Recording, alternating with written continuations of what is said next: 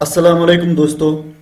अभी तक अगर आपने हमारे प्रीवियस लेक्चर्स नहीं देखे हैं जो हमने वीडियोस बनाए हैं, तो आप ज़रूर पहले वही लेक्चर्स देखिए ताकि आपको ये सी लैंग्वेज समझ में आ जाए। तो सी लैंग्वेज जो है, अब हमें सी लैंग्वेज स्टार्ट करनी है। तो सी लैंग्वेज जो है, सी लैंग्वेज का मतलब क्या है? तो सी लैंग्वेज एक जनरल पर्पस लैंग्वेज है। ये हाई लेवल लैंग्वेज है और ये स्ट्रक्चर्ड लैंग्वेज है, यानी कि स्ट्रक्चर ओरिएंटेड लैंग्वेज है, जिसको डेनिस रिची ने डेवलप किया in 1972। अब इसके और बहुत सारे पॉइंटर्स हैं जो हम आगे देखेंगे। फिलहाल यहाँ पे मैं पहला पॉइंट देख रहा हूँ। सी जो है, सी ओरिजिनली एक हाई लेवल लैंग्वेज है क्योंकि मशीन इंडिपेंडेंट है। जो हमने ऑलरेडी क्लासेस में पढ़ा है कि मशीन इंडिपेंडेंस क्या होती है, तो ये मशीन इंडिपेंडेंट है, तो इसीलिए हाई लेवल लैंग्वेज है, तो ये हमें पता है।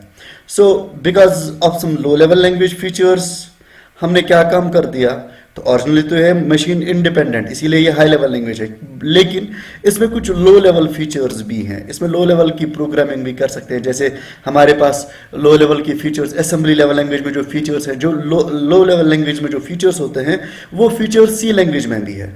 इसीलिए हमने क्या काम कर दिया, जो हमारे पास ये सी लैंग्वेज है, इसको बहुत सारे ऑथर्स क्या काम करते हैं, वो इसको हाई लेवल लैंग्वेज नहीं मानते हैं, वो इसको प्रेफर नहीं करते हैं हाई लेवल लैंग्वेज बोलना। इसलिए एक अलग से टर्म कॉइन की गई सी लैंग्वेज के लिए, उसको हम बोलते हैं मिडल लेवल लैंग्वेज।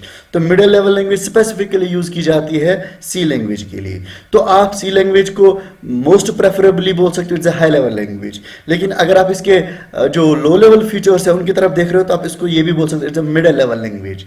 तो बेटर है, rather than writing it's low level language, आप इस्तेमाल कर सकते हो इट्स मिडल लेवल लैंग्वेज। तो सी लैंग्वेज जो है, इसको डेवलप किया है एक प्रोग्रामर, एक साइंटिस्ट ने, इसका नाम था डेनिस रिची। कब डेवलप किया? In 1972 at AT&T Bell laboratories USA में। लेकिन 1972 के बजाय कुछ ऑथर्स प्रेफर करते हैं लिखना 1970s, वो हम आगे देखेंगे।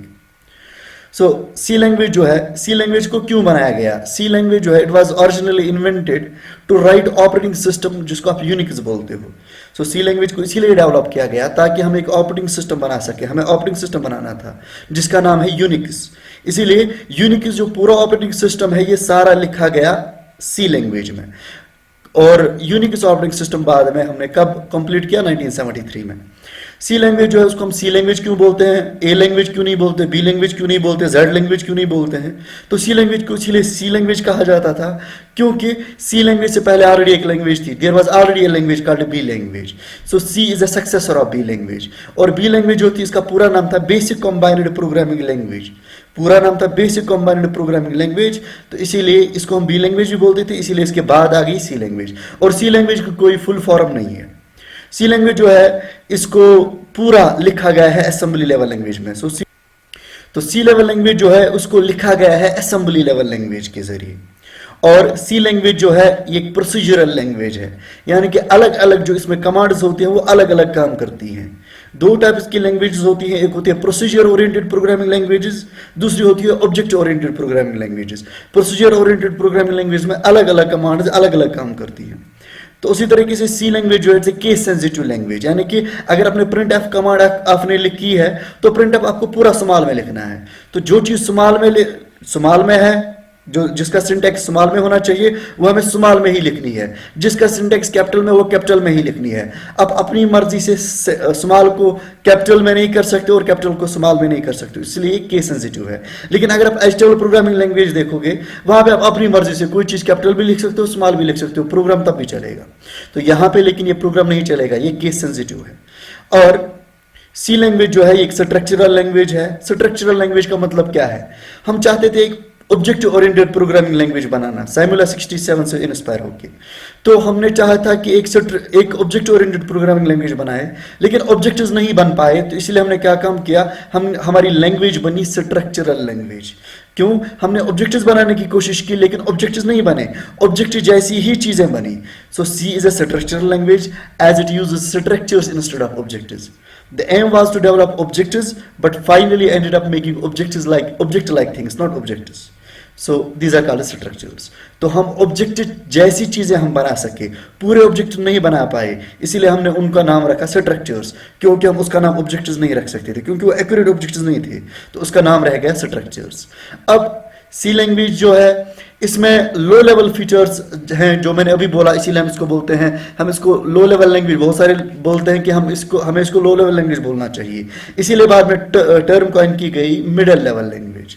और मॉडर्न जितने भी प्रोग्रामिंग लैंग्वेज है, चाहे जावा है, सी प्लस प्लस है, सी शार्प है, सब प्रोग्रामिंग लैंग्वेज जो है वो they are based on C language.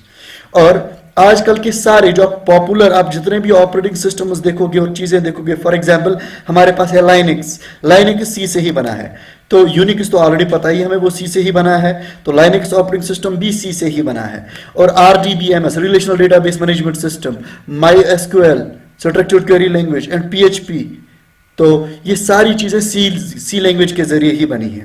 जितने भी ऑपरेटिंग सिस्टम आजकल के जमाने में आप देखोगे मेजॉरिटी में सारे सी लैंग्वेज के जरिए हमने बनाए हैं, और बाद में जो बने वो उन चीजों से बने जो हमने सी लैंग्वेज के जरिए बनाए थे।